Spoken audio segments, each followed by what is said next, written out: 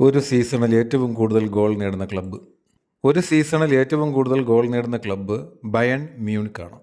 105 ഗോളുകൾ നേടിയാണ് ഈ ജർമ്മൻ ഫുട്ബോൾ ക്ലബ്ബ് തങ്ങളുടെ തന്നെ റെക്കോർഡ് തിരുത്തിയത്. ഏഷ്യൻ ബാഡ്മിൻ്റൺ ചാമ്പ്യൻഷിപ്പിൽ വെള്ളി മെഡൽ നേടിയ ഇന്ത്യൻ താരമാണ് ആയുഷ് ഷെട്ടി. പുരുഷ സിംഗിൾസ് വിഭാഗത്തിലാണ് ആയുഷ് ഷെട്ടി ഈ നേട്ടം സ്വന്തമാക്കിയത്. 2026 ഏപ്രിലിൽ സ്വാമി വിവേകാനന്ദൻ്റെ പൂർണ്ണകായ പ്രതിമ അനാവരണം ചെയ്ത രാജ്യം അമേരിക്കയാണ്.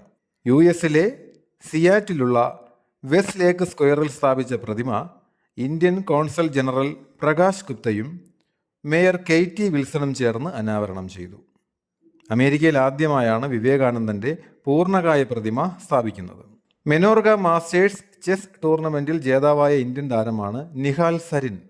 ഇന്ത്യയിലെ പ്രശസ്തനായ ഗ്രാൻഡ് മാസ്റ്റർമാരിൽ ഒരാളാണ് തൃശൂർ സ്വദേശിയായ സരിൻ. അന്താരാഷ്ട്ര ചെസ് ഫെഡറേഷൻ്റെ ആസ്ഥാനം സ്വിറ്റ്സർലൻഡിലെ ലോസാനിലാണ് സ്ഥിതി ചെയ്യുന്നത്.